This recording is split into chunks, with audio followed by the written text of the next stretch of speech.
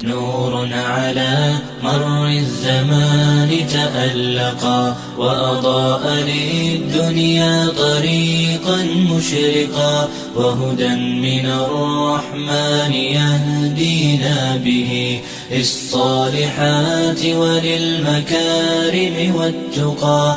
نور على مر الزمان تألقا وأضاء للدنيا طريقا مشرقا، وهدى من الرحمن يهدينا به للصالحات وللمكارم والتقى. هذا كتاب الله أعذب منهل أنعم به من مورد لمن استقى. قد صانه رب العباد بحفظه وحماه حتى لا يضيع ويخلقا. طوبى لمن حفظ الكتاب بصدره فبدا وضيئا كالنجوم تألقا، وتمثل القرآن في أخلاقه وفعاله، فيه الفؤاد تعلقا،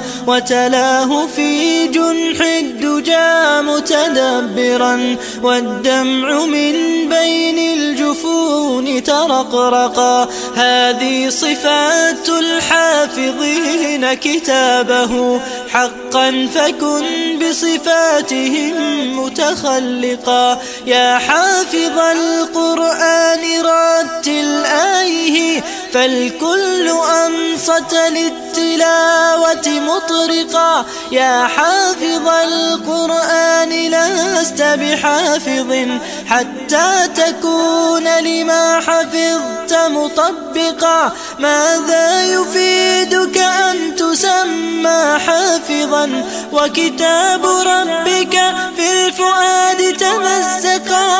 يا أمتي القرآن حبل نجاتنا، فتمسكي بعراه كي لا نغرقا، ولتجمعي حول الكتاب شتاتنا حتى نزيل تناحرا وتفرقا، ولتجعليه محكما في أمرنا، وثقي بوعد الله أن يتحققا.